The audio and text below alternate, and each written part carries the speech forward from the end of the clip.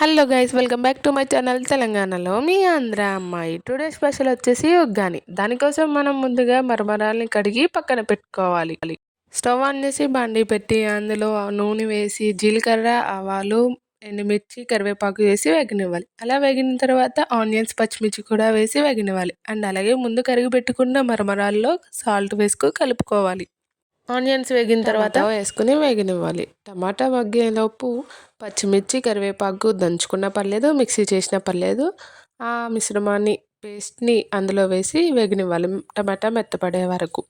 టమాటా మెత్తగా అయిన తర్వాత మనం ముందుగా కలిపి పెట్టుకున్న మరమరాలను వేసి అండ్ కొత్తిమీర, కారం కూడా వేసి కలుపుకోవాలి.